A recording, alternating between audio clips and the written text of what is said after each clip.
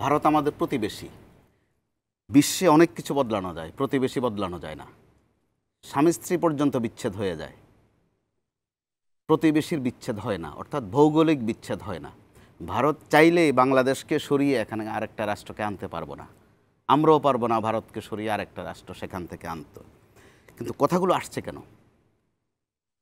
আমাদেরকে যেটা আগেই অবহিত করা হয়েছে, আমাদের আগে যিনি প্রধানমন্ত্রী ছিলেন স্পষ্ট আনুষ্ঠানিকভাবে সংবাদ সম্মেলনে, যে ভারতকে আমি যা দিয়েছি ভারতের আজীবন তা মনে রাখতে হবে অথবা মনে রাখবে। আসলেই ভারত মনে রেখেছে। ওনাকে যখন বিশ্বে কেউ আশ্রয় দেয়নি, ভারত তাকে আশ্রয় দিয়েছে।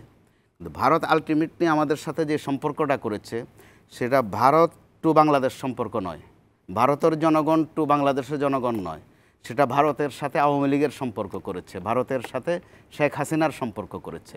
এই হচ্ছে গোলমালটা। সেই ক্ষেত্রে ভারত এখন যেটা করছে এটা তার কাছে কূটনীতি। আমাদের কাছে হয়তো আমরা বলছি ষড়যন্ত্র করছে, দুষ্টামি করছে, তার কাছে তা নয়, তার কাছে এটা কূটনীতি। আবার সেভেন সিস্টারের কথা কখন আসছে? 7 বোনের কথা। আমাদেরও 3টা বোন আছে, 3টা পার্বতী আছে আমাদের। পার্বত্য চট্টগ্রামে, খাগড়াছড়ি, রাঙ্গামাটি, বান্দরবান, আমাদের 3টা বোন বা 3 পার্বতী। তো এই 3 পার্বতীতে কিন্তু তাদের ডিস্টার্ব আমরা প্রায় দেখছি।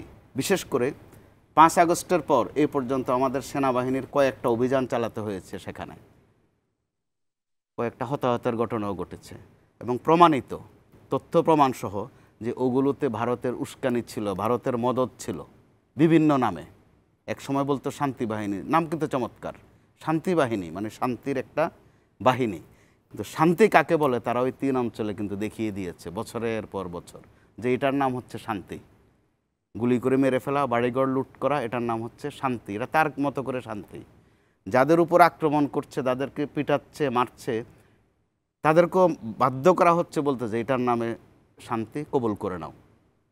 এরকম অবস্থায় ভারতকে মনে করে দেওয়া হয়েছে যে আমাদের 3টা অঞ্চল নিয়ে তোমরা যা করছো, তোমাদের কিন্তু 7টা অঞ্চল আছে, এরকম ওইভাবে প্রেক্ষিতে কথাটা এসেছে।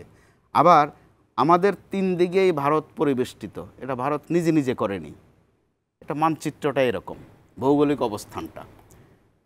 কিন্তু ভারতের অন্যান্য প্রতিবেশীদের সাথেও আমাদের সাথে যা করছে, ত্যক্ত বিরক্ত এক এক প্রতিবেশীকে কিন্তু ভারত এক একভাবে করছে, আমাদেরকে করছে ভিন্নভাবে। সেটা করতে গিয়ে ভারতের চারদিকে কিন্তু এখন ভারতের প্রতিপক্ষ।